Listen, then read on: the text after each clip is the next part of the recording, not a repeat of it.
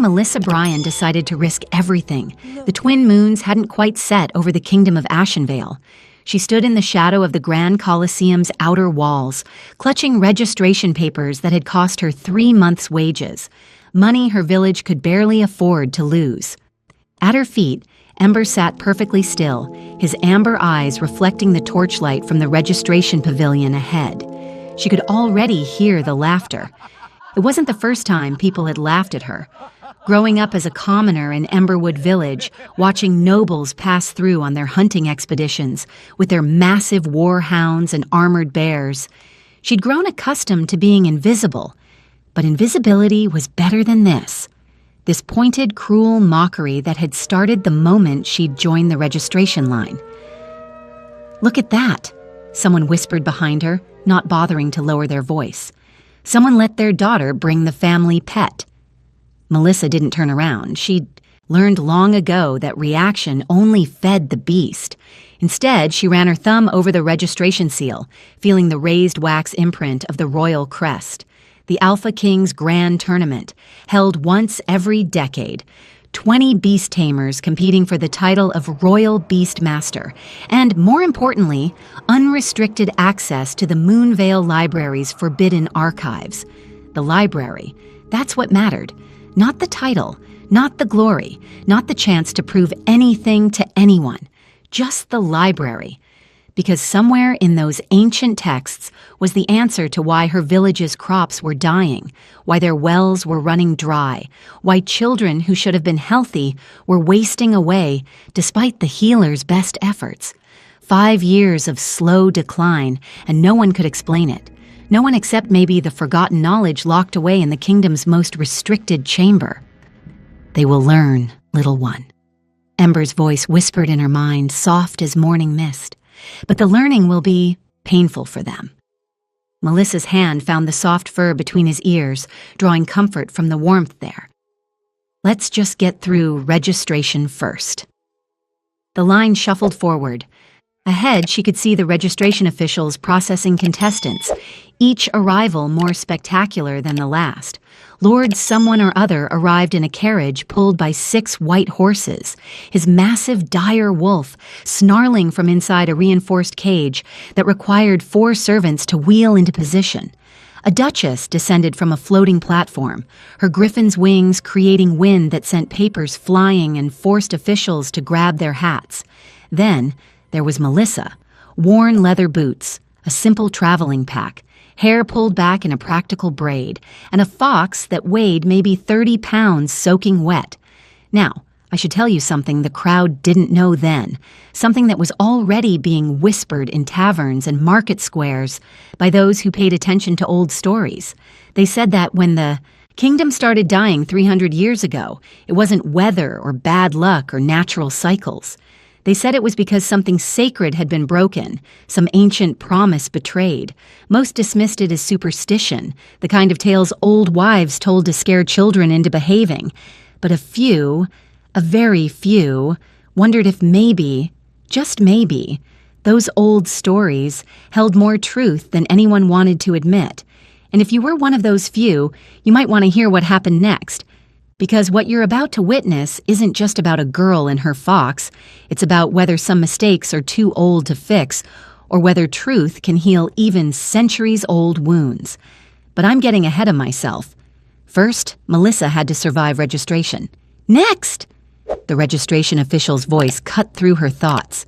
He was a portly man with a permanent sneer, the kind who'd clearly spent too many years looking down at people from behind his desk. His eyes swept over Melissa with obvious disdain before dropping to Ember. Name and beast classification. Melissa Bryan of Emberwood Village. Her voice came out steadier than she felt. Companion classification, Spirit Fox. The official's quill stopped mid-scratch. He looked up slowly, then down at Ember, then back at Melissa. Then he laughed. It wasn't a chuckle or a polite cough of amusement. It was a full, belly-deep laugh that drew the attention of every person within earshot. Spirit Fox? He could barely get the words out between guffaws. That's a common red fox, girl. Did you steal someone's pet? This is the Alpha Kings tournament, not a village fair where children show their rabbits. Heat crept up Melissa's neck, but she kept her voice level. The classification is Spirit Fox. May I complete my registration? Is this a jest? A booming voice came from behind her. Melissa turned to see Lord Cassian Vale, tall and broad-shouldered in polished armor, his massive dire wolf Ragnar straining against chains held by 3 servants. The wolf was easily 6 feet tall at the shoulder, scarred from what must have been 100 battles. Lord Cassian's laugh was even crueler than the officials. "Someone call the child's mother. She's wandered away from home." The laughter spread like fire through dry grass. Other contestants pressed closer, eager for entertainment while they waited their turn. How adorable! Lady Seraphina Cross glided forward, her enchanted panther Azura trailing behind her. The beast's fur literally flickered with blue flames that cast dancing shadows on the cobblestones. Seraphina was beautiful in the way that weapons are beautiful, polished, sharp, and designed to cut. Does it do tricks? Can it fetch? Roll over on command? The peasant girl thinks her house pet is tournament worthy. Baron Thaddeus Crane's warbear Goliath chose that moment to roar, a sound that shook the ground and sent several people stumbling backward. The Baron grinned at the effect. My Goliath could swallow that thing in one bite and not notice. Melissa stood perfectly still, one hand resting lightly on Ember's head. The small fox hadn't moved, hadn't shown any sign of fear despite being surrounded by predators that outweighed him 50 times over. He simply sat there, amber eyes calm, almost amused. Then Lady Seraphina made her mistake. She stepped too close, her enchanted panther following. Azura's blue flames flared brighter as she approached, the beast's lips pulling back to show fangs the length of daggers. For just a heartbeat, Ember's eyes flashed gold. Not amber. Gold, like molten sunlight. Azura stopped mid-step. The massive panther, who moments ago had been radiating predatory confidence, suddenly backed up 3 paces, her flames guttering low. A soft whine escaped her throat, not of aggression, but of confusion, almost submission. Azura? Lady Seraphina's perfect composure cracked slightly. What's wrong with you? But the moment passed so quickly it might have been imagination. Ember's eyes returned to normal amber, and Azura shook her head as if clearing it, flames resuming their usual intensity. Yet the panther didn't approach again. The registration official, still chuckling, processed Melissa's papers with exaggerated slowness. Well, the King's decree states that anyone who pays the registration fee and passes basic screening can enter. He stamped her papers with more force than necessary. So I suppose we'll allow this entertainment. The crowd will enjoy watching you forfeit in the first challenge. Number 17, next. Melissa took her papers and walked toward the competitor's entrance tunnel, Ember trotting beside her. Behind her, the laughter continued, mixed with pitying whispers and cruel speculation about how quickly she'd be eliminated. Ignore them. Ember's voice whispered in her mind. They see only what they expect to see, a small fox, a common girl. They cannot imagine that the greatest power often wears the humblest face. I know, Melissa thought back. I'm not here for them. I'm here for the village, for the answer. And you shall have it, little one. But first they must learn what they've forgotten. The tunnel was cool and dark after the bright morning sun. Melissa's footsteps echoed off stone walls as she made her way toward the arena. With each step, she thought about the dying crops back home, the children with hollowed cheeks, the wells that used to run clear, now producing only muddy trickles, the desperate hope in the village elder's eyes when she'd volunteered to enter the tournament. It's a fool's errand, they'd said. You're not noble born, you have no great beast, you'll be humiliated. Perhaps, she'd replied, but someone has to try. The tunnel opened up, and suddenly Melissa stood at the entrance to the arena proper. 10,000 spectators packed the circular coliseum, their excited chatter creating a wall of sound that hit her like a physical force. The morning sun blazed. down on blood-stained sand that had soaked up the sweat and tears of countless warriors over 3 centuries. High above, on an obsidian throne that seemed to drink in the light, sat Alpha King Davian Thornbrook. He was 35, she'd heard, crowned barely 6 months ago after his father's sudden death. Silver streaked his dark beard, and his eyes were the gray of storm clouds over mountains. Beside his throne prowled Tempest, his shadow wolf, a beast the size of a small horse, with midnight black fur shot through with veins of silver that flickered like captured lightning. A shrewd-looking woman with silver hair stood near the throne, Chancellor Petra Blackwood, the king's advisor. Her sharp eyes missed nothing. A herald in crimson and gold stepped forward, his voice amplified by ancient acoustic magic built into the arena's structure. By decree of Alpha King Davian Thornbrook, the grand tournament begins.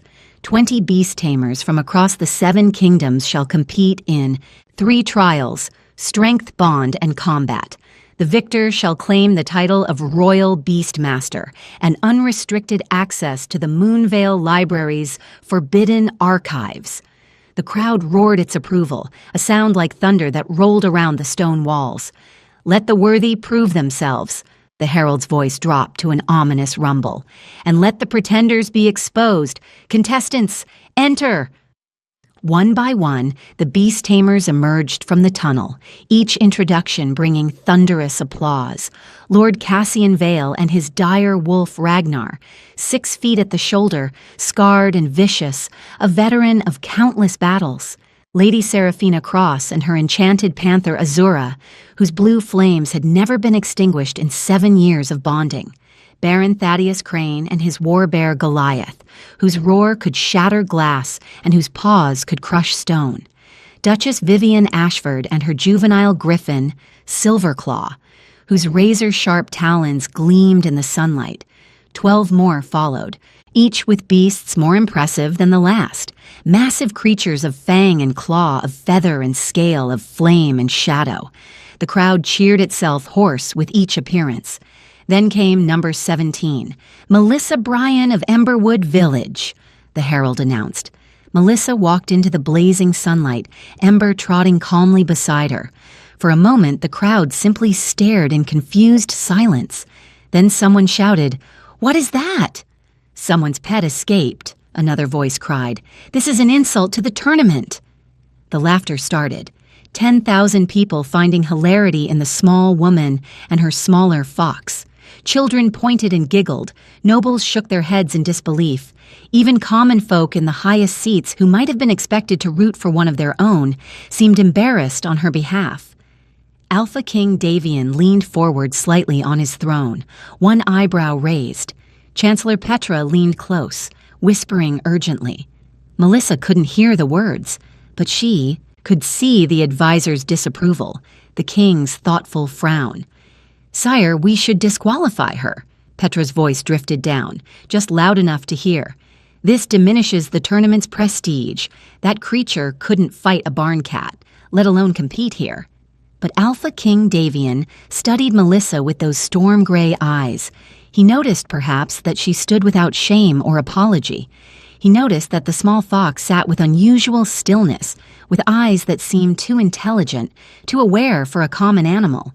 He noticed the way Melissa's hand rested gently on the fox's head, not controlling, but simply connected.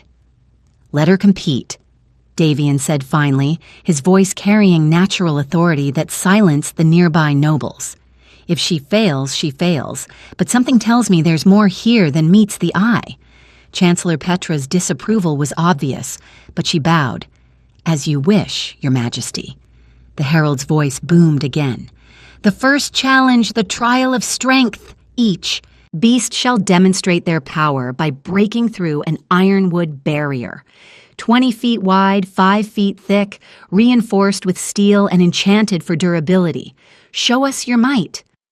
Massive wooden walls rose from the arena floor, each one identical, positioned in front of each contestant. The crowd's excitement built to a fever pitch. "Lord Cassian Vale!" Ragnar the dire wolf charged his barrier with a roar that echoed off stone walls. His first strike cracked the wood. His second splintered it further. His third shattered it completely, sending splinters flying across the sand. The crowd went wild. Baron Thaddeus Crane.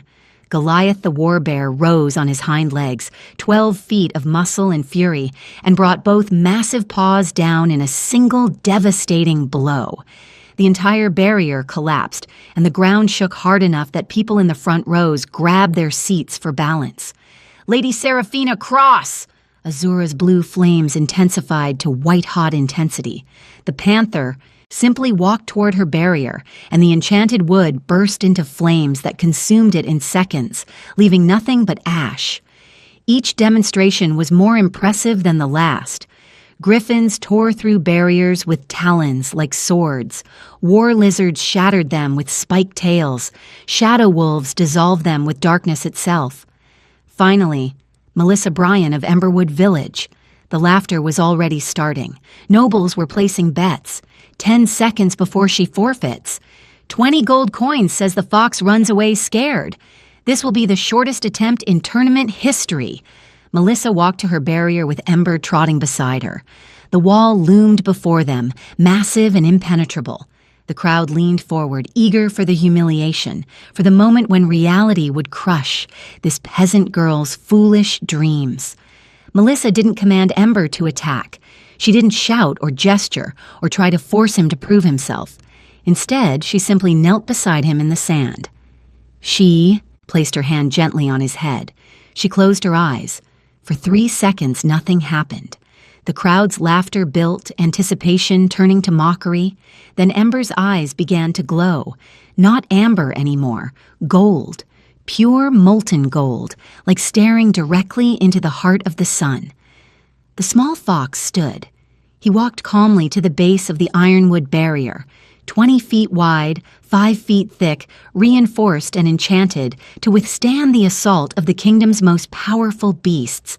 He touched his nose to it, and the entire wall turned to ash.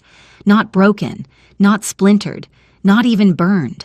The ironwood barrier, 20 feet of steel-reinforced, magically fortified wood that had withstood the assault of dire wolves and warbears, simply ceased to exist. It crumbled to fine gray powder, so light it drifted away on the morning breeze like dandelion seeds. Where solid wood had stood moments before, there was now only empty air and a light dusting of ash settling on the sand. Ember's eyes faded, from molten gold back to their usual amber. He trotted calmly back to Melissa's side and sat down, tail curling neatly around his paws, as if he'd done nothing more remarkable than fetch a stick. The arena had fallen into absolute silence. 10,000 people sat frozen, mouths open, unable to process what they'd just witnessed. Even the wind seemed to have stopped, as if the world itself was holding its breath. Then the murmuring began. What just happened? Did anyone else see? That's impossible. That's not possible. How did a fox... Baron Thaddeus Crane was the first to break the spell. He lurched to his feet, his face purple with rage and something that might have been fear. Cheating! His voice cracked across the arena. Dark magic, sorcery. No common beast could... There's no way. She's using forbidden arts. Several nobles joined the outcry, their voices overlapping in confused anger. Disqualify her. This is corruption of the sacred tournament. She's made a pact with dark forces. But their protests died as Ember turned those bright amber eyes toward Baron Thaddeus.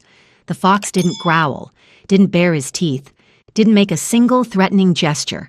He simply looked at the Baron, and for one eternal second, everyone in the arena felt it. A presence. Vast and ancient, like standing at the edge of an ocean and suddenly understanding how deep the water went, how small you were in comparison. It pressed down on them, not painful but undeniable, primal. The kind of power that made every wolf in the Colosseum whimper and flatten their ears, that made grown warriors grip their seats, that made the hair on the back of every neck stand straight up. Then it was gone. So quickly it might have been imagination. Ember returned his attention to Melissa, and the pressure vanished as if it had never existed. The small fox looked utterly ordinary again. Just a common red fox sitting patiently beside his human companion. But no one was laughing now. High, on his throne, Alpha King Davian sat forward sharply, his storm-gray eyes intense and focused. What was that? His voice was low, meant only for Chancellor Petra, but in the shocked silence it carried. Petra's knuckles were white where she gripped the throne's armrest. "I don't know, sire." Her voice shook slightly, the first time Melissa had heard the composed advisor sound anything less than certain. That power, it shouldn't exist, not anymore. Find out everything about her. Davian's command was quiet but absolute. Family line, village history, how she came by that creature, everything, immediately. Petra nodded and hurried away, her robes snapping behind her. The herald, looking shaken, cleared his throat and tried to restore order. The first challenge is complete. We will, proceed to the second challenge after a brief recess. But the damage was done. As Melissa walked back to the competitors' area, she could feel every eye on her. Not mocking now, not laughing. Something else. Fear, maybe. Suspicion. Wonder. The nobles clustered together, whispering urgently behind their hands.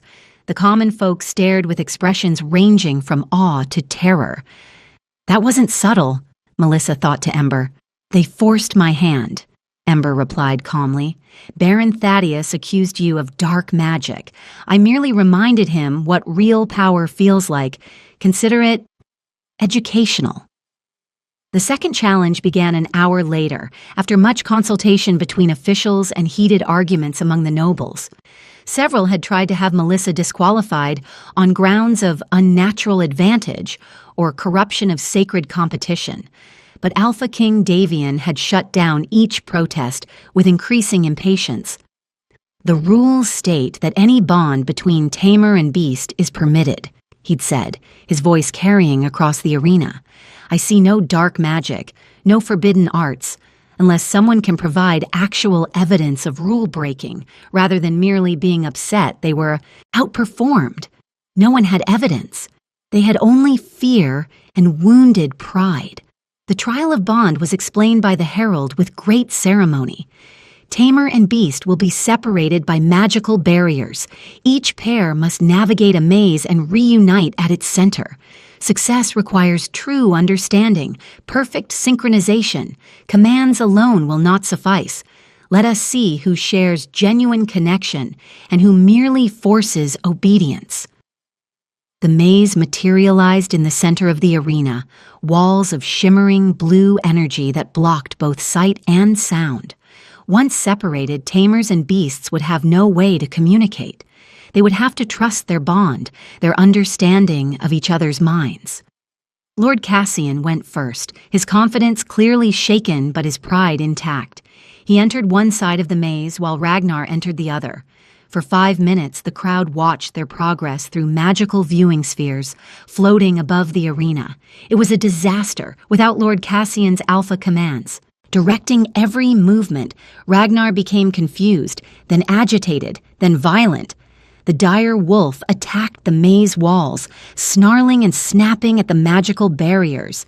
When he finally stumbled into the center, Lord Cassian was already there, red-faced and furious at the time wasted. 14 others failed completely. Their beasts panicked without constant commands, unable to make decisions independently. They attacked walls, ran in circles, or simply froze in place waiting for orders that never came. One by one, officials called forfeitures until only 4 competitors remained: Lady Seraphina, Duchess Vivienne, Baron Thaddeus, and Melissa. Lady Seraphina and Azura managed to complete the challenge, but barely. Baron Thaddeus fared even worse. Goliath, bred for raw destruction, had never been asked to think independently. Without constant commands, the massive warbear simply stood frozen at the maze entrance, refusing to move, until officials were forced to declare a forfeit. See, I'm like, Baron's face turned purple with humiliation as he stormed from the arena, his legendary beast trailing behind him like a confused child. The enchanted panther burned through several walls rather than navigating properly, taking twice the expected time. When they reunited, Azura's flames were flickering uncertainly, and Lady Seraphina looked pale. Then came Melissa's turn. She walked to one entrance of the maze, Ember to the other. The magical barriers rose between them, cutting off all sight and sound. Through the viewing spheres, the crowd watched both of them simultaneously. Melissa stood still for a moment, eyes closed. Then she began walking, left turn, 3 rights straight. Wait at the intersection. Simultaneously, on the other side of the maze, Ember moved. Left turn, 3 rights, straight. Wait at the intersection. Their paths were perfectly synchronized, not close, not approximate, exactly identical, as if they were moving as one being split into 2 bodies. They reached the center at exactly the same moment, their timing so precise they walked through the final barriers within a heartbeat of each other. Total time, 2 minutes and 37 seconds, the fastest completion by nearly 3 full minutes. The crowd erupted, not in cheers but in confused, almost frightened murmuring. How did she... That's not possible without speaking. No one is that synchronized. Chancellor Petra had returned to the king's side, scrolls in hand. Now she stood and pointed at Melissa, her voice sharp with accusation. Impossible! You must have practiced this course beforehand. There's no other explanation. Or you're using forbidden telepathic arts. Mental manipulation of beasts is strictly prohibited. The accusation hung in the air like smoke. Melissa stood calmly in the center of the maze, one hand resting on Ember's head. We didn't need to practice. Ember and I don't work through commands. We work through understanding. Prove it, Baron Thaddeus shouted. Show us this understanding without your tricks. Very well. Melissa's voice was quiet but carried in the hushed arena. She closed her eyes and didn't speak, didn't gesture, didn't move. Ember's entire posture changed. His ears pricked forward, his body tensed, every muscle coiled and ready. His eyes swept the arena as if searching for threats. Then Melissa's expression softened. Immediately, Ember relaxed. He sat, tail wagging gently, completely at ease. I thought of danger, Melissa explained simply. Then I thought of peace. Ember and I are connected, not through magic or commands or tricks, through trust. That's forbidden magic. Baron Thaddeus was on his feet again, face red. Beasts don't read minds. She's corrupting the tournament with dark arts. This is a mockery of everything. Enough! Alpha King Davian's voice cut through the chaos like a blade. He stood, and the entire arena fell silent. His storm-gray eyes were fixed on Melissa, unreadable. I have seen many tamers in my life. I have watched countless demonstrations of the bond between human and beast. What I see before me is not dark magic. He paused, and something shifted in his expression. Something almost like sadness, or perhaps regret. What I see is something we have perhaps forgotten, what a true bond looks like, when 2 beings understand each other so completely that words become unnecessary, when trust runs so deep that thought becomes action. He turned to address the entire arena. Melissa Bryan advances to the final challenge. Anyone who wishes to dispute this can take their grievance to me personally. No one spoke, but the looks directed at Melissa were no longer mocking. They were calculating, hostile, dangerous. The mandatory feast that evening was held in the grand hall beneath the arena. Long tables groaned under the weight of roasted meats, fresh breads, fruits, and wines from every corner of the kingdom. It should have been a celebration, competitors sharing stories, nobles mingling, excitement building for the final challenge tomorrow. Instead, it felt like walking into a den of wolves. Melissa sat alone at the lower tables reserved for common-born competitors. Other contestants gave her a wide berth, clustering at the far ends of tables or finding excuses to sit elsewhere entirely. Servants who brought food set plates down quickly and hurried away, making warding signs against evil when they thought she wasn't looking. She could hear the whispers, not even trying to be quiet anymore. Witch.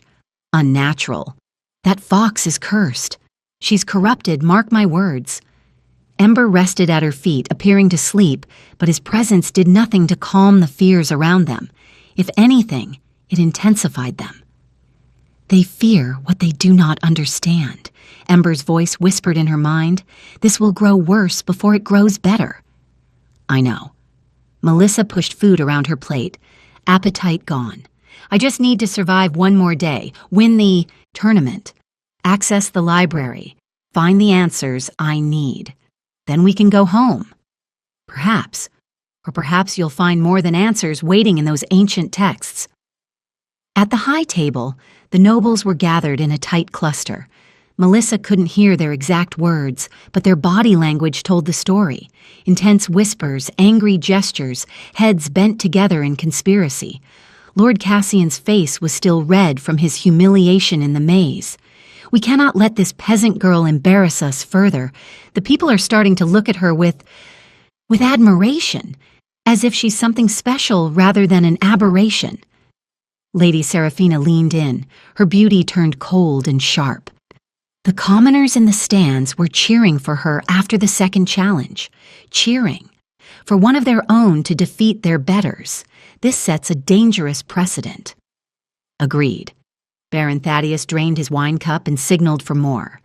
I know tournament officials, men who can be persuaded, shall we say, for the right price. Evidence can be discovered. Illegal enhancement crystals, perhaps. Banned substances. Dark artifacts. Lord Cassian's eyes lit up. Plant them in her quarters tonight. Tomorrow morning, before the final challenge, have them discovered by guards. A public accusation, proof of cheating, immediate disqualification. The king seemed protective of her today, Lady Seraphina warned. He shut down our protests rather decisively. He won't have a choice if there's physical evidence, Baron Thaddeus countered. Tournament law is clear. Any competitor found with illegal enhancements is immediately disqualified and barred from competition for life. Not even the king can override that without looking weak. They raised their cups in a silent toast. Agreement reached. Conspiracy sealed. None of them noticed Ember's ears twitch at their table far across the hall. None of them saw his eyes open briefly, glowing faint gold in the shadows before closing again. Melissa pushed, back from her table, her food barely touched. I'm going to my quarters. This is unbearable. Rest well, little one, Ember advised. Tomorrow will be enlightening. As she walked through the corridors to the competitors' chambers, Melissa let herself wonder, just for a moment, if this was worth it. The mockery she could handle. But the hatred, the fear, the sense that everyone wanted her to fail. It wore on her spirit like water on stone. She thought of her village. Little Emma, 7 years old, who'd been healthy and bright until last summer, when she started wasting away despite eating well. Old Willem, who'd farmed the same land for 60 years and watched his fields yield less and less each season until this year they'd barely produced enough to survive winter. The well in the village square that her grandmother said used to run so clear you could see straight to the bottom, now producing only muddy water that tasted of rust and sadness. The Moonvale Library held answers. It had to. Ancient knowledge about land bonds, spirit connections, the old ways that had been forgotten. She just had to survive one more challenge. She fell asleep with Ember curled against her side, his warmth the only comfort in a hostile place. Morning came too quickly. Melissa woke to pounding on her door and angry voices. Before she could even sit up, the door burst open. Chancellor Petra strode in, flanked by 4 royal guards, her face a mask of cold satisfaction. Melissa Bryan, you stand accused of using illegal enhancements in competition. What are you talking about? Melissa scrambled to her feet, confusion giving way to growing dread. Petra reached into Melissa's travel pack and pulled out a small leather pouch. She opened it to reveal 3 crystals that glowed with sickly green light. Enhancement crystals, banned substances that artificially amplify a beast's power, found hidden in your belongings. I've never seen those before. I would never. Lies! Baron Thaddeus appeared in the doorway, his performance of outrage almost convincing. We knew something was unnatural about that fox's power. More nobles crowded behind him, voices overlapping. She's been cheating all along. That explains everything. Fraud! Disqualify her immediately. Within minutes, Melissa found herself dragged into the arena, still in her sleeping clothes, with what felt like the entire kingdom pressing in to witness her disgrace. The stands filled rapidly as word spread. The accusation was being repeated everywhere. Cheater, fraud, dark witch who'd corrupted the sacred tournament. Chancellor Petra stood at the center of the arena, holding the crystals aloft for all to see. These illegal enhancement crystals were found in Melissa Bryan's quarters. Tournament law is clear. Immediate disqualification. She is hereby barred. I didn't put them there. Melissa's voice was raw with desperation. Someone is framing me. I would never. But the crowd was already turning. The brief admiration from yesterday had evaporated, replaced by the comfortable certainty that they'd been right all along. She was a fraud. A peasant who'd tried to rise above her station and gotten caught. The nobles were nodding smugly. Even some of the common folk looked betrayed, as if she'd personally disappointed them. Lord Cassian stood with his arms crossed, a small smile playing at his lips. Lady Seraphina whispered something to another noble who laughed. Baron Thaddeus was already calling for guards to escort her from the arena. Melissa felt tears burning behind her eyes. Not for herself, but for her village, for the children who would keep dying, for the crops that would keep failing, for the answers that would remain locked away in the forbidden library. Then Ember moved.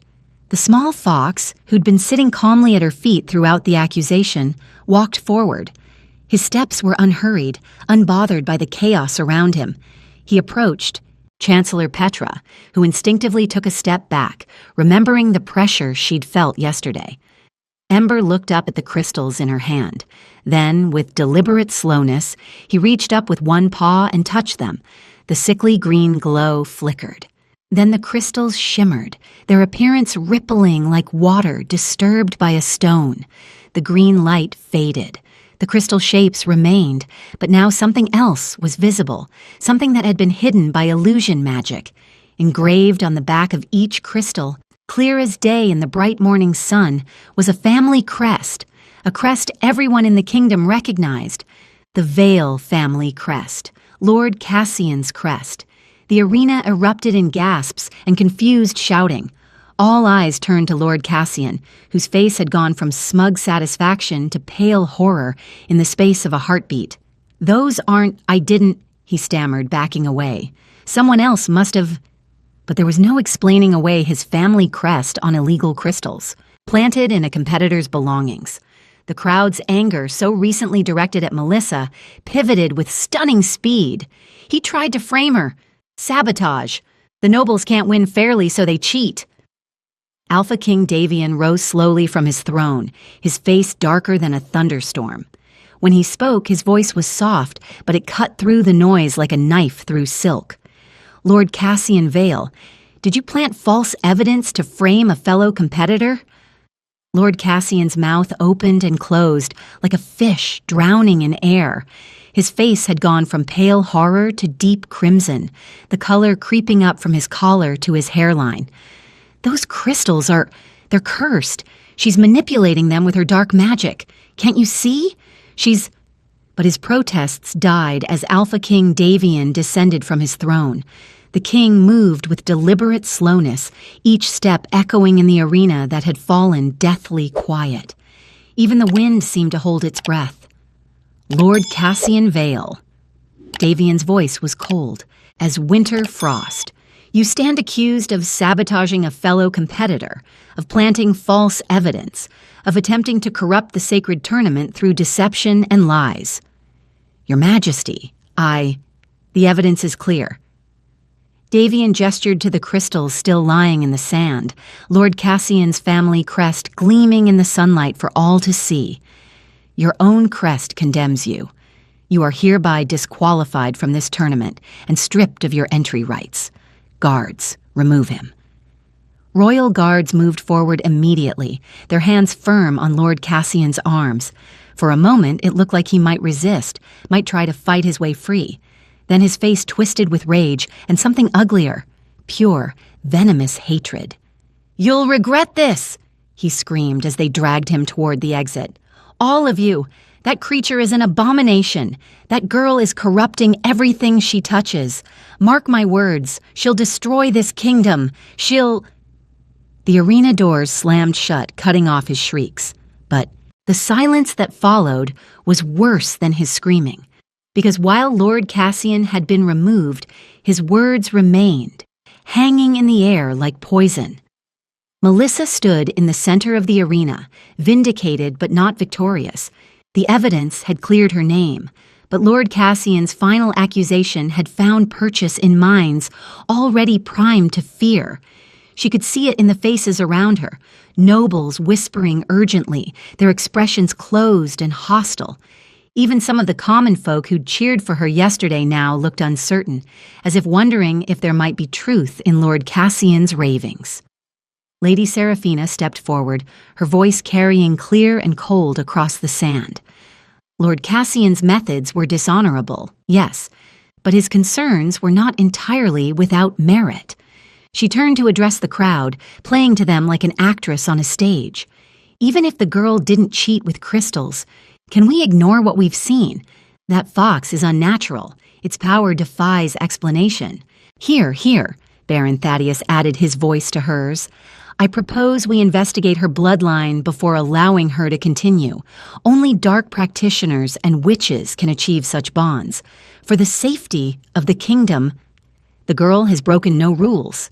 Alpha King Davian's voice cut through their protests like a blade. She has committed no crimes. She will compete in the final challenge as is her right, by law and by achievement. But even as he spoke the words, Melissa could see the calculation in the noble's eyes. She was legally protected. They couldn't disqualify her without cause. But socially, she was more isolated than ever, feared, suspected, marked as something dangerous and other. The final challenge would proceed, but the real battle had shifted. It was no longer just about proving herself worthy. It was about survival. In the king's private chamber, high above the arena, Chancellor Petra laid out scrolls across the obsidian desk, maps, genealogies, ancient records pulled from the deepest archives. Her investigation had been thorough, and what she'd uncovered made her hands shake slightly as she pointed to the relevant passages. Sire, I've researched the girl's background as you commanded. Her finger traced a family line that went back generations, names written in fading ink. Her family line traces back to the original beast speakers. Davian's cup of wine stopped halfway to his lips. Beast speakers? They were exterminated 300 years ago. My ancestor Davian II ensured there were no survivors. The histories are clear on this. The histories are lies. Petra's voice was blunt. Or rather, they're incomplete. Melissa Bryan descends from Helena Greyheart, one of the last beast speakers. She fled the purges, changed her name to Bryan, hid in the borderlands, and married a common farmer. The bloodline survived in obscurity, passing down mother to daughter, carefully hidden for 3 centuries. Davian set down his cup, his expression unreadable. Why are you telling me this? What difference does her ancestry make? Petra hesitated, then gestured to another scroll, this one older, the parchment brittle with age. Because of what's in the Moonvale Library, sire. The real reason it's been kept forbidden all these years. Which is the truth about the War of Dominion.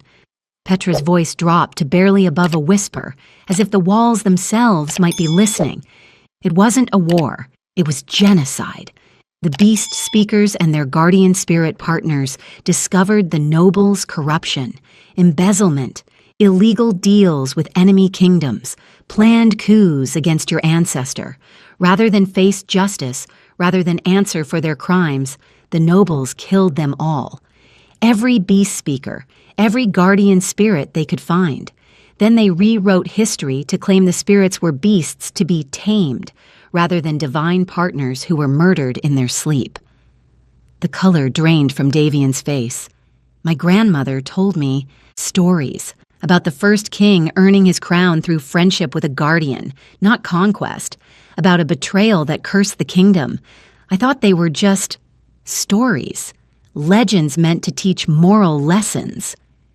They were memories, Petra said quietly, dressed up as fairy tales so they could be passed down without being suppressed. Your grandmother knew the truth. Most of the old bloodlines know, even if they don't speak it aloud. We built our prosperity on the graves of innocence, sire. Davian stood and walked to the window, looking down at the arena where Melissa waited for the final challenge. If that fox truly is what you suspect, one of the original 7 guardians, and if Melissa wins access to the library, she'll learn what was done to her ancestors, Petra finished. She'll learn your bloodline built its throne on genocide, that her people were slaughtered to hide corruption and maintain power. She'll learn that the decline of the kingdom, the failing crops, the dying wells, the weak children, all of it stems from breaking the ancient covenant between humans and spirits. The land itself is dying because of what we did. Yes. Davian was quiet for a long moment, his hands gripping the window frame. My grandmother told me once that the kingdom was cursed, that we'd been dying slowly for 300 years and would continue dying until we made amends for ancient sins. I asked her what sins. She said I'd know when it mattered. He turned back to Petra. This is what she meant. This is what's been killing us. Petra moved closer, her voice urgent. Sire, if the Guardians have truly returned, they could destroy this kingdom, wipe us from the map. Everything we've built, everyone we've sworn to protect, all of it could be ash by sunset. She paused, letting the words sink in. We could arrange for the girl to have an accident, quietly, before she reaches the library, before she learns too much, before that creature decides to judge us for our ancestors' crimes. The silence stretched long and terrible. Davian stared at the scrolls on his desk, at 300 years of lies written in elegant script, at the evidence of genocide dressed up as heroic conquest. He thought of his grandmother's gentle voice telling him stories by candlelight. He thought of his father, who'd never mentioned any of this, who'd ruled with absolute certainty that his power was righteous and earned. He thought of the kingdom slowly failing year by year, generation by generation, dying from a wound it wouldn't acknowledge. No, his voice was firm. We'll see this through honestly. But sire, if my ancestors' sins are coming due, if the bill for 3 centuries of lies is finally being presented, perhaps it's time to pay the debt.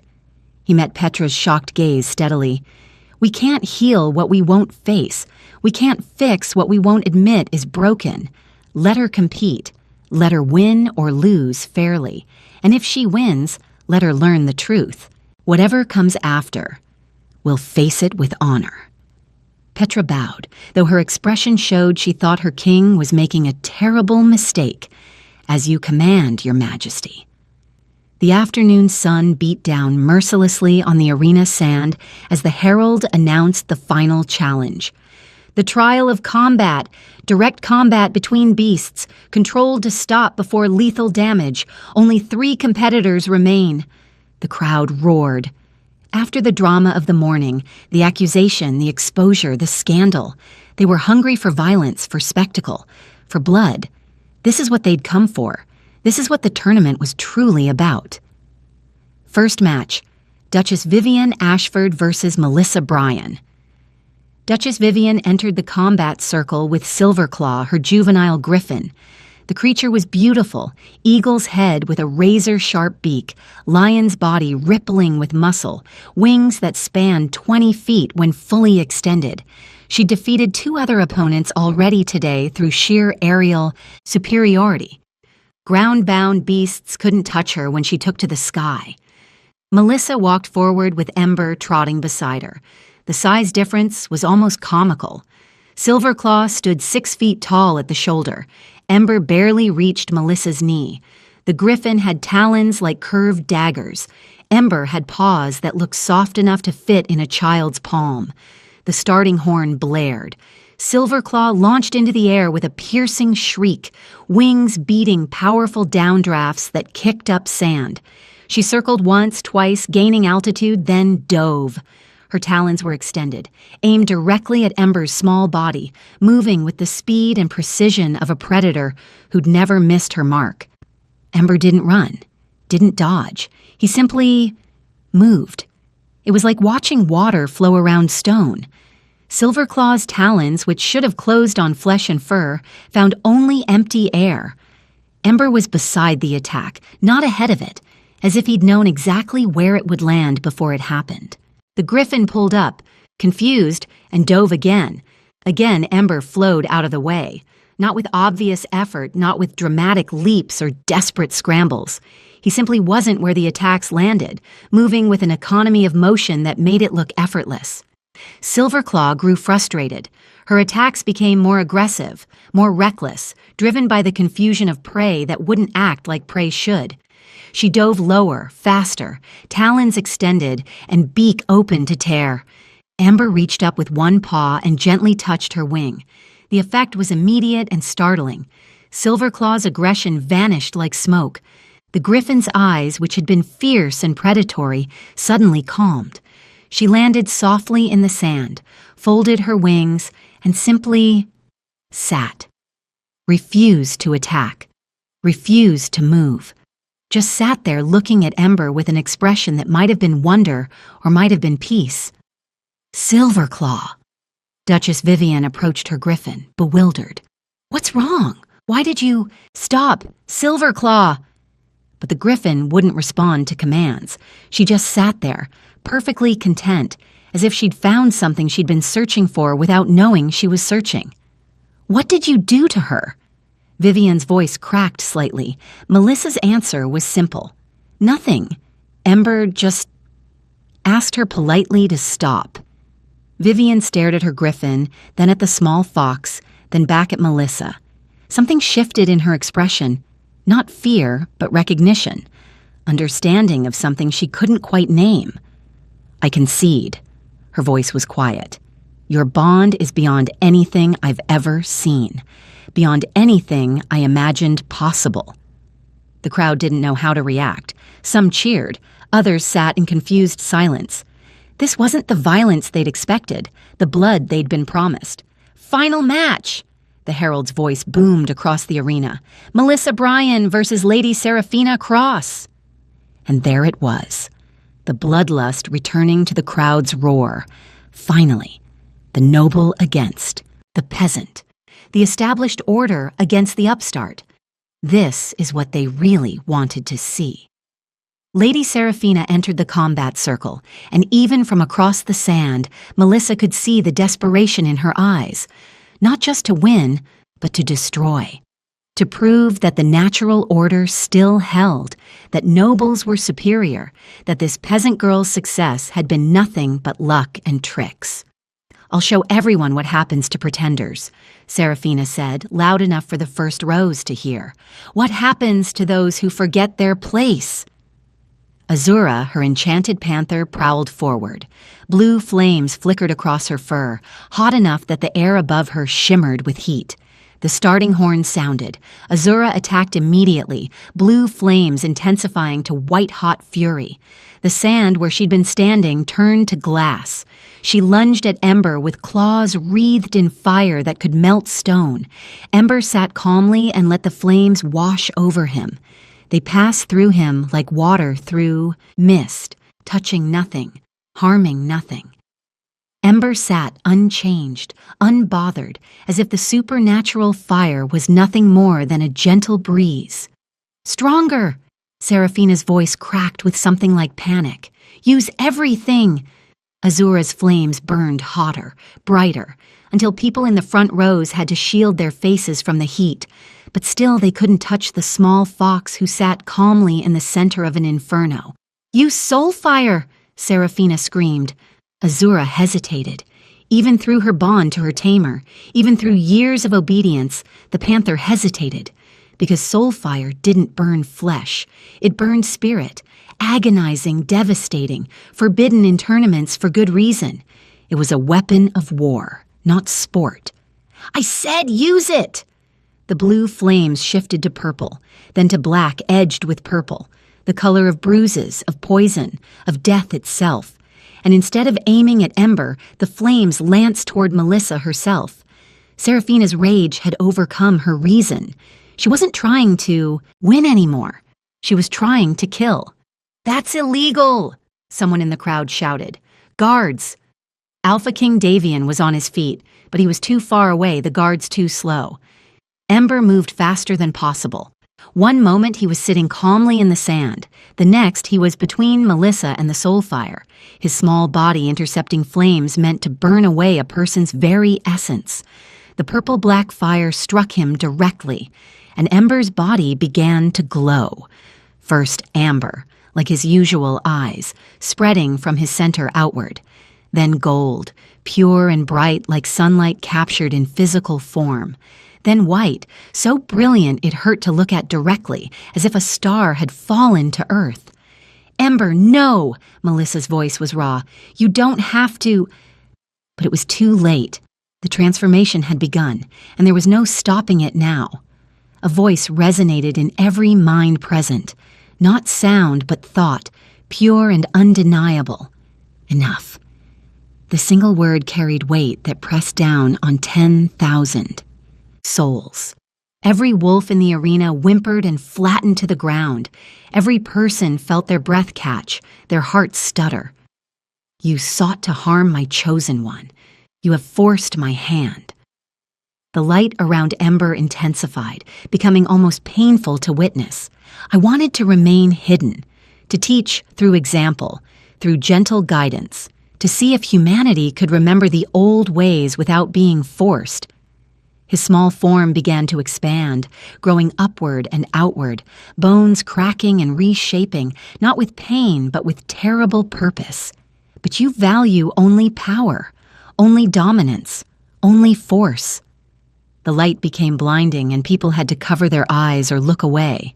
Very well, let me show you what true power looks like. The light exploded outward in a shockwave that knocked people in the first 10 rows backward, that shattered viewing spheres, that sent sand swirling in a miniature storm. When it faded enough to see again, something stood in the center of the arena that made the breath leave every lung. Ember was gone. In his place stood a legend, made flesh. 12 feet tall at the shoulder, the creature stood on 4 powerful legs that ended in paws the size of shield bosses.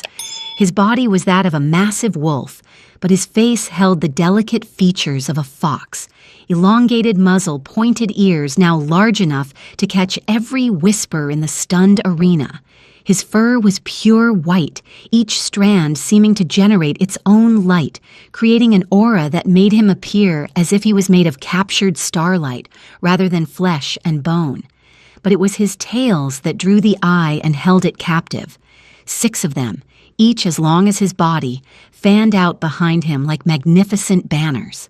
They moved independently, flowing through the air as if underwater, trailing light that left afterimages burned into the vision of everyone watching. And on his forehead, blazing with golden radiance that rivaled the sun, was a mark, a crescent moon surrounded by 7 stars, the ancient, symbol of the guardian spirits, unseen in this kingdom for 3 centuries. The mark pulsed with each beat of his heart, and with each pulse, every wolf-blooded creature in the arena felt an answering throb in their own chests. This wasn't just size. This wasn't just physical presence. This was power that existed on a level most people couldn't comprehend. Spiritual, primal, absolute. The air itself seemed denser around him, as if reality bent slightly in his presence. Looking at him was like staring into the heart of a lightning storm, beautiful and terrifying and so far beyond human scale that the mind struggled to process it. "I am Embrys the Eternal." His voice resonated in every mind simultaneously, bypassing ears entirely. "Fourth of the 7 original guardians. I who taught your ancestors the sacred bond between human and spirit. I who watched kingdoms rise and fall like seasons changing. I who remained hidden for 3 centuries, waiting." His glowing eyes swept across the arena, and people flinched away from that gaze even from hundreds of feet away, waiting for one worthy to remember the old ways, waiting to see if humanity could learn without being forced, waiting and watching you forget everything that made you great. The arena had descended into chaos. Royal guards raised weapons with trembling hands, knowing even as they did that their spears and swords would be as useful as throwing pebbles at a mountain. Nobles screamed, their voices shrill with terror. "Demon! Monster! Kill it before it destroys us all!" Some tried to flee, climbing over seats, trampling each other in their panic. Others simply froze, minds unable to process what stood before them. The common folk responded differently. Many dropped to their knees, whether from fear or something like reverence was impossible to tell. Children cried in their parents' arms. Old women made warding signs, or perhaps signs of blessing. The gestures were the same, only the intent differed. But it was the beasts who responded most dramatically. Azura, Lady Seraphina's enchanted panther who moments ago had been radiating deadly power, rolled onto her back in complete submission. She made soft mewing sounds like a kitten before its mother, all her supernatural flames extinguished. Every line of her body screamed recognition and surrender to something infinitely greater than herself. In the holding areas beneath the arena, Ragnar the dire wolf threw back his head and howled, not in challenge, but in something that sounded almost like grief or longing, a cry of recognition for something his species had lost and forgotten. Goliath the warbear, who'd shaken the ground with his roar just hours ago, dropped to all fours and pressed his massive head against the stone floor, making himself as small as possible before the presence of the Guardian. Every beast in the Colosseum, every dire wolf, warbear, griffin, panther, shadow wolf, responded the same way. Instinctive, submission to something ancient and sacred, not because they were forced, but because every fiber of their being recognized what stood before them. This was what they'd come from, what their distant ancestors had known, what had been lost when the Covenant broke. And Tempest, Alpha King Davian's legendary shadow wolf, who'd never shown fear or submission to anything, trembled so violently his legs nearly buckled. He tried to hide behind the obsidian throne, whimpering like a frightened pup, his silver-veined fur standing on end.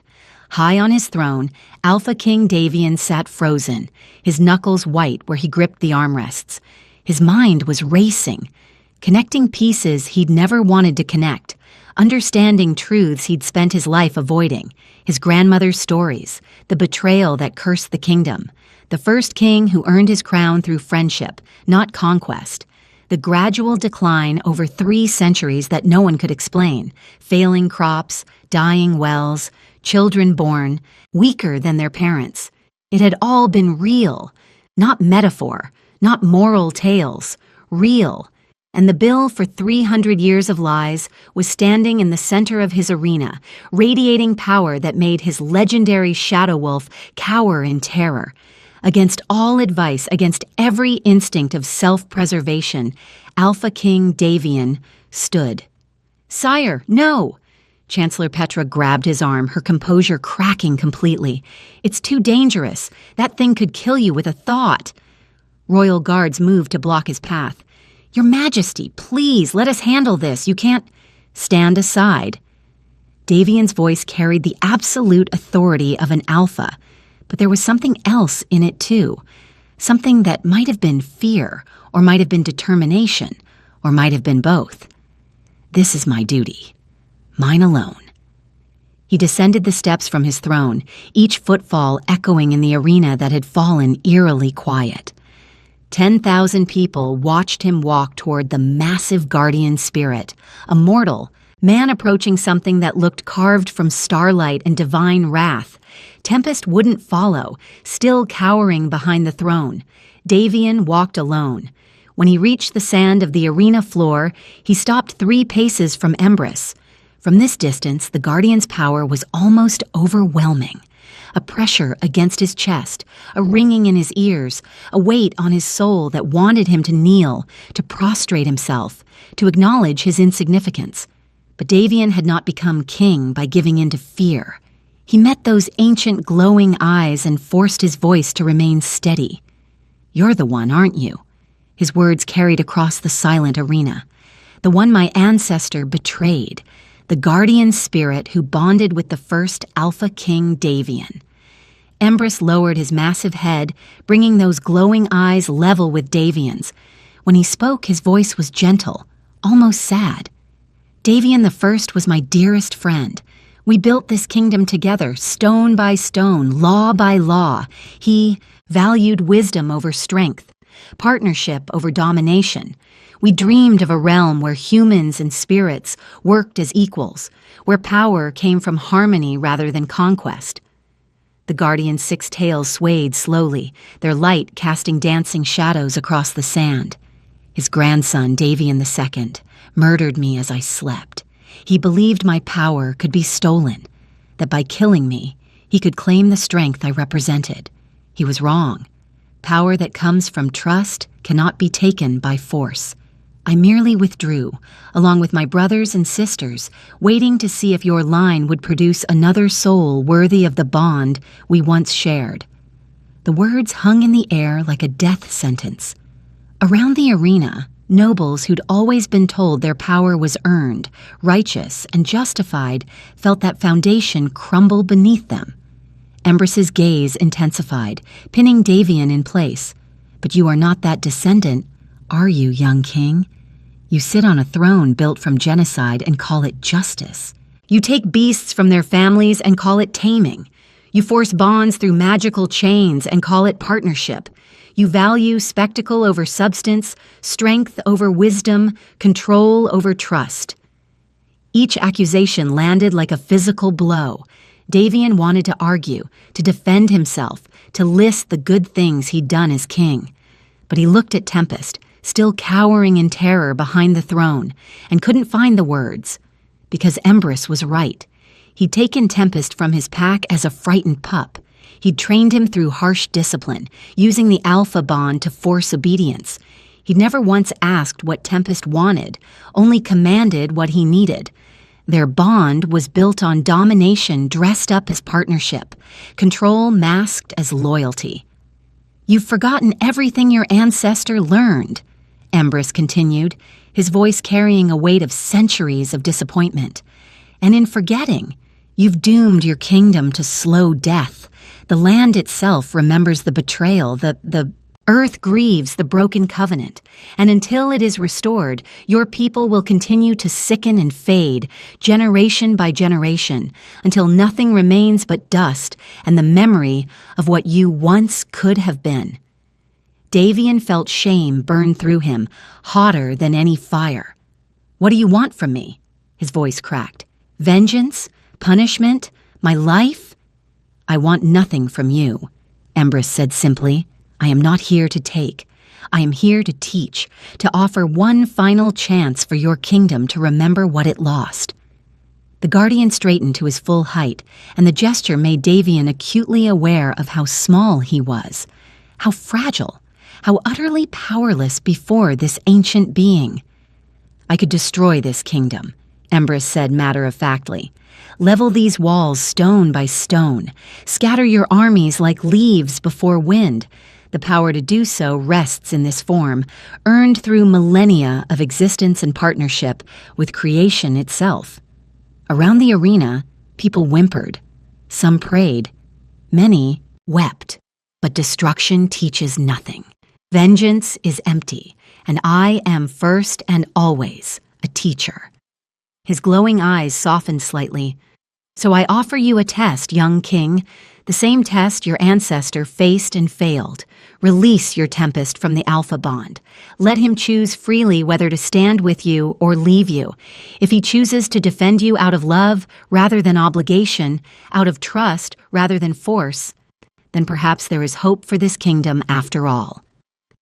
The challenge hung in the air, simple, terrible, impossible to refuse. Davian looked at Tempest, still cowering behind the throne.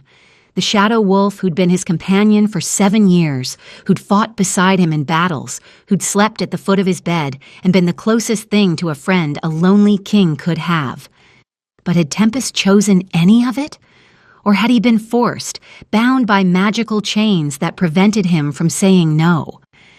Chancellor Petra's voice came from somewhere behind him, urgent and desperate. "Sire, you can't. If you release the bond, he could turn on you. That wolf has every reason to hate you. This is suicide." She was right.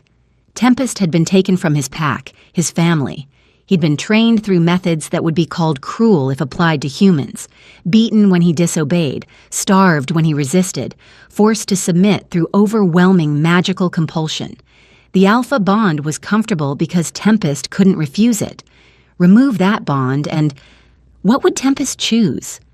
Davian looked into Embrys's ancient eyes and saw the truth. This was the test his ancestor had failed. Davian II had tried to take power by force, to steal what should have been given freely. He'd murdered his guardian spirit in sleep, believing power could be claimed through violence. Davian had to do the opposite. He had to give freely what had always been taken. He had to trust where his ancestor had tried to control. And if Tempest abandoned him, if the wolf chose freedom over loyalty, perhaps that was no less than he deserved. Davian took a breath that felt like it might be his last. Then he turned toward his throne, toward the shadow wolf cowering behind it, and spoke words that no king had spoken in 300 years. "Tempest, I release you from the Alpha Bond." The magical binding that had existed between them for 7 years, invisible chains that forced obedience, compelled loyalty, made refusal impossible, shattered. Davian felt it break like physical pain, a tearing sensation in his chest. Around the arena, every tamer who'd ever used an Alpha Bond gasped in sympathetic shock, feeling an echo of that severing. Tempest staggered, suddenly free for the first time in his life. His legs trembled. His eyes went wide with shock and something that might have been fear or might have been hope. He was free, truly free. He could attack the king who'd enslaved him, could run to join wild wolf packs, could simply walk away and never look back. 10,000 people held their breath. Davian closed his eyes and waited for judgment. For a long moment, nothing happened. Then came the sound of paws on stone, heavy, deliberate, approaching. Davian forced his eyes open. Tempest walked toward him slowly, no longer cowering, his massive form moving with natural grace now that fear had released its grip. He reached Davian and stopped, not behind him as a dominated pet would, not ahead of him as a forced guardian would, beside him as an equal. The shadow wolf pressed his massive head against Davian's hand, not in submission, but in choice. Free choice. The choice to stay, to stand with this flawed king who'd finally done one thing right. Davian's hand trembled as it touched Tempest's fur. 7 years of companionship, and this was the first time it had been freely offered. In the moment you offered freedom, you proved trust. Embrys's voice was gentle now, approving. And trust, true trust, freely given and freely received, is the foundation of all sacred bonds. Your ancestor learned this lesson once, in his youth. You've just relearned it in yours. Perhaps there is hope for this kingdom after all. But the Guardian's expression grew serious again. However, one reformed king is not enough. The entire kingdom must face its sins. The truth that has been hidden for 3 centuries must finally be spoken aloud. He turned his glowing gaze toward Melissa, still standing where she'd been when the transformation began, tears streaming down her face. Melissa Bryan, descendant of the beast speakers who were slaughtered for discovering corruption. I grant you the title of Royal Beast Master. I grant you access to the Moonvale Library. But first, his voice rose, resonating not just in minds, but in the very stones of the arena, in the earth beneath their feet, in the air itself. Let all present learn the truth. He raised one massive paw and power exploded outward. The doors of the Moonvale Library, sealed for Ita 300 years with magic that no human could break, burst open with a sound like thunder. Ancient scrolls flew through the air as if carried by invisible hands, unrolling before the crowd. But more than that, images began to appear in the sky above the arena, projected through magic older than the kingdom itself. Murals, memories, the truth that had been locked away. The first images showed humans and guardian spirits working together, building magnificent structures, creating wonders, sharing knowledge, living in harmony that made the kingdom prosper beyond imagination. Davian I standing beside a smaller form of Empress, both laughing, both young, both filled with hope for what they were building. Then the images darkened, guardians murdered in their sleep by the very humans they'd trusted, beast speakers hunted through forests, their families slaughtered, their children killed to prevent the bloodline from continuing, secret meetings of nobles planning genocide to hide their corruption, the rewriting of history, truth replaced with lies, partnership erased and replaced with conquest. The crowd watched in horror as their ancestors, nobles whose descendants still held power, committed genocide dressed up as heroic war. "This can't be real," someone whispered. "Our ancestors did this," a noble cried out, his voice breaking. "We built everything on lies," another voice said, and this one held not disbelief, but terrible understanding. Everything, all of it. 300 years of prosperity bought with innocent blood. Empress's voice carried across the chaos. "This is what was hidden. This is what your kingdom was founded upon. Genocide, betrayal, the murder of those who trusted you most. And the land itself remembers. The earth knows. And until you make amends, until you restore what was broken, your kingdom will continue its slow death unto the final generation." The truth hung in the air, undeniable and devastating. And in the shocked silence that followed, everyone understood that nothing would ever be the same again. The magical projections faded, but their impact lingered like smoke after a fire. 10,000 people sat in stunned silence, minds struggling to reconcile 3 centuries of comfortable lies with the brutal truth they'd just witnessed. Nobles whose ancestors had participated in the genocide looked pale and sick. Common folk stared at the arena floor, at the king's platform, at the massive guardian spirit still radiating ancient power, trying to understand what this meant for everything they'd believed. Alpha King Davian stood in the center of the arena, no longer on his throne high above, symbolically equal now, standing on the same blood-stained sand as the commoner girl who'd exposed everything. When he spoke, his voice carried across the arena with the weight of absolute authority, but also with something new: humility, shame, the terrible burden of inherited sin. The images you have seen are truth. Each word fell like a stone into still water. 3 centuries ago, my ancestor Davian II betrayed the guardian spirits who had built this kingdom alongside humanity. He murdered them in their sleep, beings who trusted him, who called his grandfather friend. He murdered the beast speakers, their human partners, hunting them through forests, killing their families, their children, to prevent the bloodline from surviving. His voice grew stronger, fueled by determination to finish what he'd started. He took power through genocide and rewrote history to hide his crime. Every king since has maintained that lie, building prosperity on graves, calling theft conquest and murder justice. My father maintained it. I maintained it. Until today. The crowd's murmuring grew louder. Some nobles stood, their faces red with outrage. "You're condemning your own bloodline. Lady Seraphina's voice cracked with disbelief. Your father, your grandfather, you're saying they were complicit in maintaining a lie that has been killing this kingdom for 300 years. Davian finished. Yes, that's exactly what I'm saying. Baron Thaddeus slammed his fist against his seat. This is weakness. Kings don't apologize. Kings don't admit fault. You're destroying everything we've built. Everything we've built on stolen ground, Davian countered. Everything we've sustained through broken promises. Look around you, Baron. Really look. When was the last time your lands produced the yields your grandfather's records show? When was the last time your children were born as strong as you were? When did you last drink from a well that ran truly clear? The Baron opened his mouth, then closed it, having no answer. From the common sections, different voices rose. That's why the crops fail. Why the monsters multiply in the forests. Why nothing grows like it used to, no matter what we do. The land remembers, an old woman's voice called out, and others took up the phrase. The land remembers the betrayal.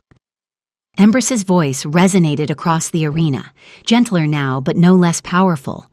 When the Guardians withdrew, the ancient covenant broke.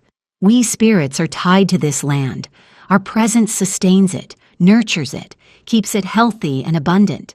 Without us, the earth itself grows sick. Your declining harvests, your harsh winters, the increasing beast attacks, the children born weaker with each generation, all of it stems from breaking sacred partnership 3 centuries ago. New projections appeared in the sky, not historical images, but ancient text written in a language that somehow everyone could read. When greed murders wisdom, the land remembers. When power corrupts partnership, the earth grows cold. Only when true bond returns, freely given, freely received, can the kingdom heal from wounds dealt by its own hand. Davian took a breath that seemed to draw strength from somewhere deep within.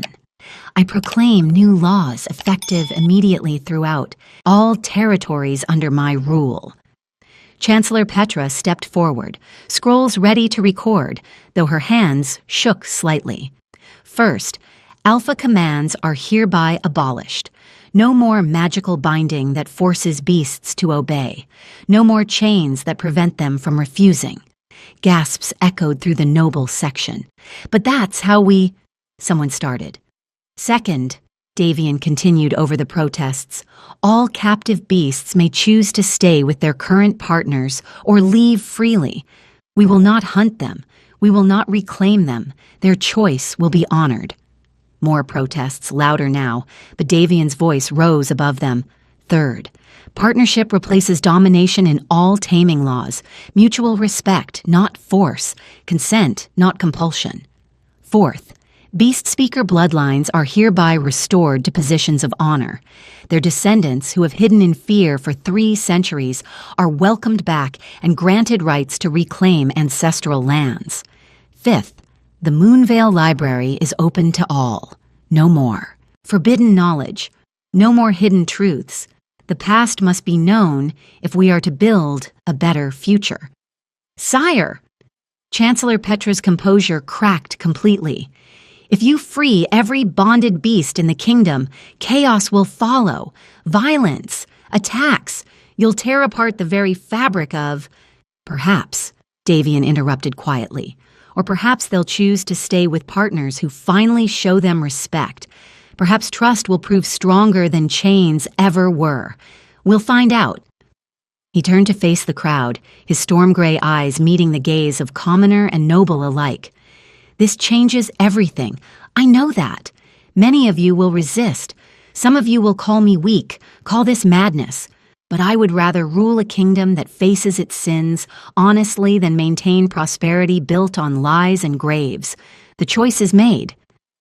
Throughout the arena, tamers looked at their beasts with new uncertainty. For the first time in 300 years, they would have to ask rather than command, trust rather than control. And they were terrified. The change began immediately. In the arena, tamers nervously approached their beasts. Some spoke words they'd never thought to say. I release you, you're free. Others simply broke the alpha bond through magic, severing the invisible chains that had bound their companions. For a moment, nothing happened. Beasts stood frozen, unable to process sudden freedom after lifetimes of compulsion. The crowd held its breath, waiting for violence, for revenge, for the chaos Chancellor Petra had predicted. But most of the beasts stayed, not all of them. Ragnar, Lord Cassian's dire wolf, took one look at the empty space where his former master had stood and bolted for the exit, running toward the forests beyond the city. A few others followed, creatures who'd been beaten, starved, broken beyond the ability to trust again. They ran for the wild, for freedom, and no one tried to stop them. But most stayed, and in staying, they transformed. Duchess Vivienne removed the alpha bond from Silverclaw with trembling hands. "You can go if you want," she whispered. "I won't blame you. I won't—" The griffin interrupted her by gently nuzzling her shoulder, a gesture of affection that had never been commanded, never been forced. Silverclaw chose to stay, and in that choice their partnership became real for the first time. A common soldier in the stands released his old hunting hound, a scarred, graying dog who'd been with him for 12 years. The dog immediately jumped up, licking his face, tail wagging furiously. The soldier started crying. "You always chose me, didn't you? All those years you would have stayed anyway." The attacks they'd feared didn't materialize. A few beasts snapped at former masters who'd been particularly cruel before running away, but the expected bloodbath, the predicted chaos, never came. Most beasts, given freedom, chose to remain with partners they'd grown to care for despite the chains, or they simply left, peacefully, seeking the wild they'd lost. But not all stayed. Lady Seraphina released Azura with confidence bordering on arrogance. "There," she said, her voice carrying a hint of smugness. "You're free. Now you can choose to remain with me properly." Azura looked at her with eyes that held no warmth, no affection, no gratitude. The enchanted panther, who'd been forced to burn and fight and hurt on command for 7 years, turned away without a sound. "Azura!" Seraphina's voice cracked. "Where are you? Wait! I gave you everything. The finest food, the best training, a place in noble halls. How can you—" But Azura just kept walking, blue flames flickering once more across her fur, not in aggression, but in something like relief. She walked out of the arena and disappeared into the city streets, leaving her former master calling after her in vain. Empress's voice was gentle but firm. "You gave her commands and cruelty disguised as care. You gave her a cage dressed up as privilege. She owed you nothing, and now she's free to find what she truly needs." Lady Seraphina collapsed to her knees in the sand, understanding at last what she'd lost, what she'd never really had. Melissa approached Empress, who'd returned to his magnificent guardian form. Even after everything, she had to tilt her head back to meet those glowing eyes. Tears streamed down her face, not from sadness, but from overwhelming emotion she couldn't quite name. "You freed me from a trap 5 years ago," Empress said softly, "though it cost you dearly. You used your only healing poultice on a dying fox instead of rushing back to save your village from plague. You treated me as equal when everyone else saw only a pet or a tool. You never commanded. You only asked. That is why I chose you. That is the old way, the way of sacred partnership." "I didn't free you expecting anything in return," Melissa said, her voice thick with tears. "You were suffering. That was enough reason. And that, little one, is exactly why you were worthy." 1 month passed. The first week brought chaos, as Chancellor Petra had predicted. Some nobles tried to reinstate alpha bonds by force, attempting to reclaim beasts that had left them. Alpha King Davian stripped titles from those who resisted, exiling them to the borderlands. Other nobles fled on their own, unwilling to live in a kingdom that had rejected everything they'd built their power upon. Violence erupted in scattered pockets, angry tamers attacking beasts, frightened villagers defending themselves against creatures they no longer trusted. but these incidents were fewer and less severe than anyone had feared. The second week brought adjustment. Tamers learned to ask instead of command, to offer instead of demand. It was clumsy at first, awkward like learning to walk after spending a lifetime crawling. But slowly, tentatively, new partnerships began to form. Genuine ones, built on mutual respect and freely given trust. Beast speakers emerged from hiding, descendants of those who'd fled the genocide 3 centuries ago. They'd lived in obscurity, passing down their knowledge, mother to daughter, father to son, waiting for a time when it would be safe to remember. Now they came to the capital, teaching the old ways, showing people what partnership truly looked like. The third week brought signs that the land itself was responding. Crops in a village that Embrys had visited sprouted overnight, green shoots pushing through soil that had been barren for years. The healing gardens, legendary structures that had stood dormant for 2 centuries, suddenly burst into bloom, flowers of species thought extinct, covering every surface. Weather patterns shifted. A harsh drought that had gripped the eastern territories broke with gentle rain that fell for 3 days straight. Minor spirits, tiny things like wisps and forest sprites that had been thought extinct, began appearing near the capital, drawn by the change they could sense. And in the fourth week, a second guardian awakened.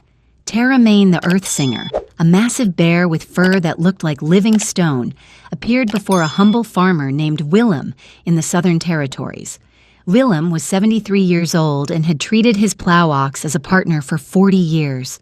Talking to him, asking his opinion, resting when the ox was tired even if work remained.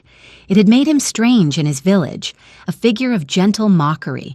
But when Terramain appeared in his field, ancient and powerful, she spoke a single sentence that made him weep. You remembered. Even when everyone forgot, you remembered the old ways. News of the second guardian spread across the kingdom faster than wildfire. 2 of the 7 had returned. 5 remained sleeping, watching, waiting to see if the change would hold. The tournament grounds were rebuilt as the Garden of Remembrance. No more blood-stained sand, no more wooden barriers marked with claw gouges. Instead, carefully tended, gardens surrounded a central memorial, a stone wall carved with the names of every beast speaker, murdered 3 centuries ago. Images of all 7 original guardians were rendered in mosaic, above the names, beautiful and eternal. An eternal flame burned at the center, maintained by Melissa and Embrys, a promise that the dead would be remembered and the living would do better. The inscription read simply, "Here we remember what was lost. Here we promise to do better." Dawn broke over the Garden of Remembrance, painting the sky in shades of gold and rose. Melissa stood before the memorial, Ember in his small fox form beside her. She'd grown accustomed to both forms now, the magnificent guardian and the comfortable companion.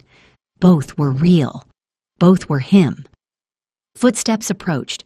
Alpha King Davian with Tempest walking freely beside him, not behind, not ahead, but beside. The Shadow Wolf's posture had changed over the past month. He still moved with power and grace, but the fear was gone from his eyes, replaced by something like contentment.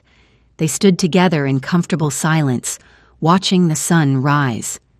"The nobles are still resisting," Davian said finally. "Lord Harwick tried to reinstate Alpha bonds in his province last week. I had to strip his title and exile him. Others are plotting in secret, trying to undermine the new laws without openly defying them." He sighed, and for a moment looked less like a king and more like a young man carrying a burden too heavy for his shoulders. "This change, it's harder than I expected, harder than I hoped." "Nothing worth doing is easy," Melissa replied. She gestured to the blooming gardens around them, to the healthy trees, to the small birds that had returned to the capital for the first time in years. "You're asking people to give up power. That always meets resistance. But look at what's already growing." Embrys shifted to his guardian form, 6 tails swaying gently in the morning breeze. His voice was contemplative. 2 guardians have awakened. 5 remain sleeping, watching from their hidden places.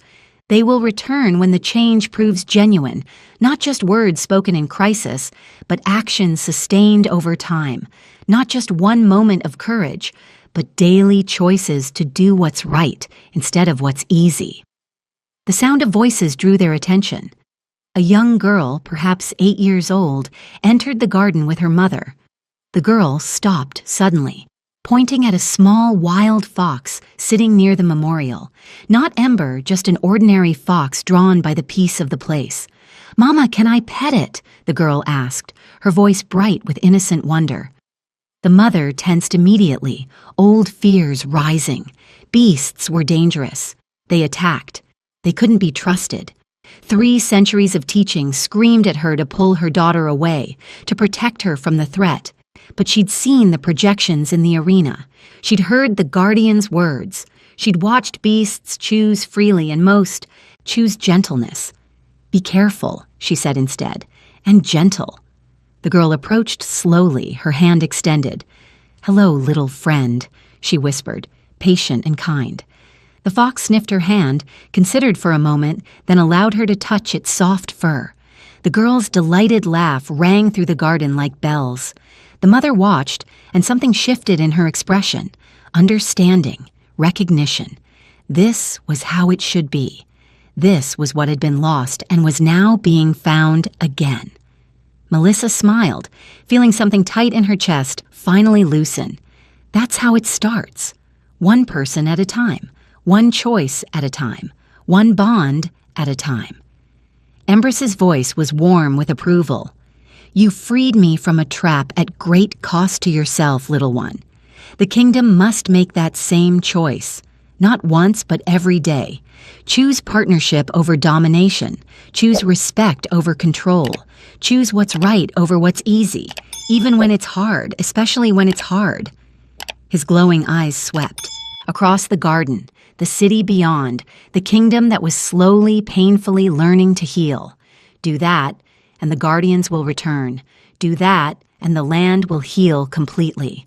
Do that, and humanity will rediscover the greatest magic of all, the magic that doesn't come from power or force, but from trust between equals. The young girl's laughter continued, pure and joyful, as she gently stroked the fox's fur. Then came different footsteps, slower, more labored. An old woman entered the garden, hunched with age and poverty, her clothes patched and worn. In her arms she carried a small rabbit wrapped in cloth. The creature's breathing was shallow, one of its legs bent at a wrong angle. "Please," the old woman said, her voice breaking. They say the beast speaker could help. My granddaughter found him in the road. A cart ran over his leg. I know I shouldn't ask. I know I'm no one, but please." Melissa approached and gently took the rabbit. Its tiny heart raced with fear and pain. For a moment, she felt the old familiar pull to fix it herself, to show her power, to be the savior. But that wasn't the lesson. That wasn't the point. She placed the rabbit back in the old woman's arms and guided her hands to the proper position. Place your hand here, over his heart. Close your eyes. Think of warmth, of comfort, of healing. Pour your care into him through your touch. "But I'm not special," the woman protested. "I don't have power, You brought an injured creature to safety instead of leaving it to die," Melissa interrupted gently. "You used resources you could barely afford to help something small and helpless. That makes you exactly what the world needs. Now try, feel your care, let it flow through your hands." The old woman closed her eyes, trembling. For a moment, nothing happened. Then a faint glow appeared beneath her weathered hands, soft, gentle, nothing like the brilliant light of a guardian, but real nonetheless. The rabbit's breathing steadied. Its leg began to straighten, not completely healed, but better. Healing. The old woman gasped, staring at her hands in wonder. "How did I—" "Because you cared," Melissa said simply. "That's where all true power begins." Embers threw back his massive head and howled, not in threat or warning, but in pure, joyful celebration. The sound echoed across the garden, across the city, across the kingdom. And somewhere far away, in hidden places where ancient spirits slept, a third guardian stirred, not fully awake yet, but beginning, sensing change, sensing hope. Melissa watched the old woman leave, cradling the healing rabbit, tears of joy streaming down her weathered face.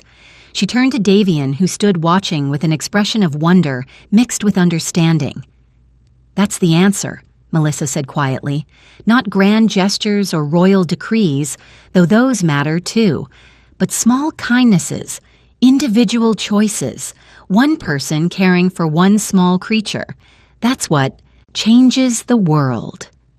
Davian nodded slowly, and for the first time since his coronation, he smiled with something like peace. One bond at a time. Tempest pressed against his side, freely given affection, freely received. Embers's tail swayed gently in the morning light. The young girl's laughter mixed with birdsong as the fox allowed her to continue petting its soft fur. And in the garden of remembrance, beneath the names of those who'd been lost and the promise to do better, a kingdom began, slowly, painfully, hopefully, to heal.